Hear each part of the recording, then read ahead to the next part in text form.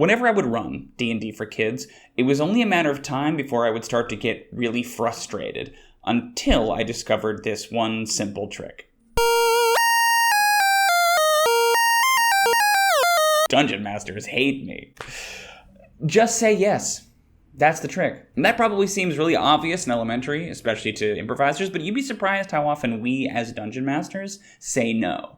We say no to maintain verisimilitude, we say no to curb chaos, we say no to prevent players from getting away with something. I think at heart it's an act of self-preservation, is to try to keep the campaign clean and coherent and still inside the bounds of reason. These are all good reasons to say no. These are also all reasons that kids do not care about. Saying yes to whatever the kids wanted to do turned me in that moment from a arbitrator into a collaborator. Suddenly I was just another member of the party who wanted whatever the rogue's crazy plan was to work.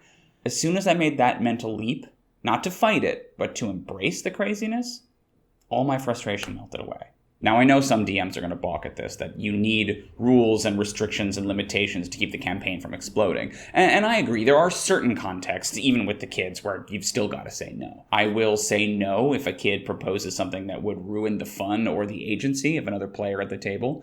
Disadvantage is one of my big tools here. It kind of helps me not only raise the stakes on a certain situation, but also signal that some outcomes are less likely than others.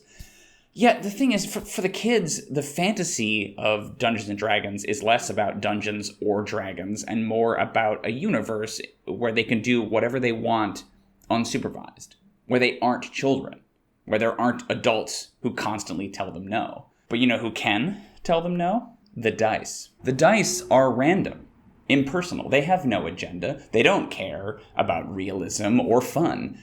That makes them the perfect bad guys. Let the dice be the barrier between what's possible and what's not. That's their job.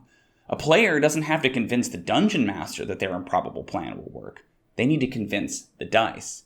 And the dice can't be convinced. They can only be rolled. There's a few things you can do to help make this happen. First of all, never fudge rolls. In fact, rolling in the open is best with this strategy. This really helps increase the divide between you and what you rule and what you roll.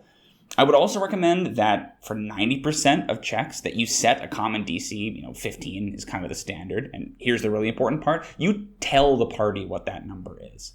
If they fail to beat the DC, then they know that the no is coming from the dice and not from you. Of course, you're not stuck with DC 15. You can raise or lower that, given the circumstances. But again, I think it's really important to remember that they need to know if it's easier or harder than the sort of standard DC. In order for this to work, everybody has to basically be on the same page the entire time. What did I learn? Stop saying no. That's what the dice are for.